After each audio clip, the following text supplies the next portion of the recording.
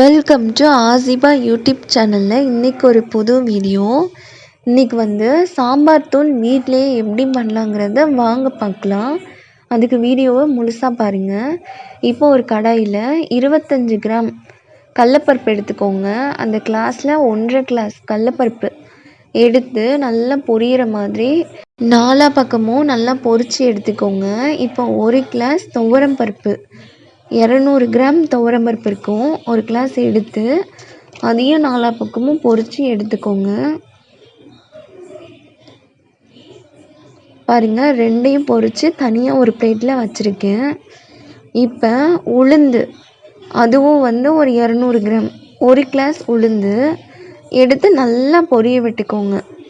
Colour நல்லா change ஆயிடணும், ஒயிட்டாகவே இருக்கக்கூடாது. நல்லா ப்ரௌனாக ஆனதுக்கப்புறம் அதையும் மாற்றி வச்சுக்கோங்க.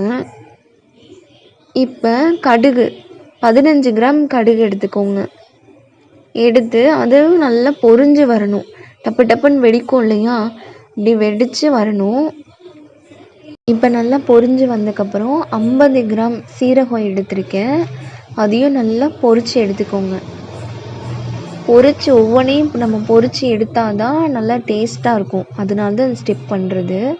25 கிராம் சோம்பு எடுத்து ரெண்டையும் ஒன்றா பொரிய விட்டுக்கோங்க.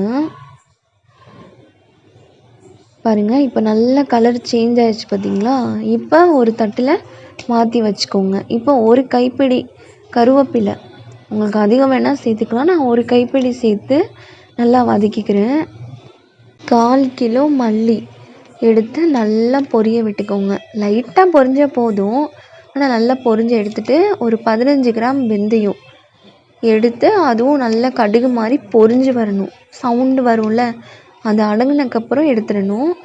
அதுக்கு ஒரு 10 கிராம் மிளகு இல்லை 15 கிராம் மிளகு, உங்களுக்கு காரணத்துக்கு தகுந்த மாதிரி சேர்த்து நல்லா பொரிய விட்டுக்கோங்க.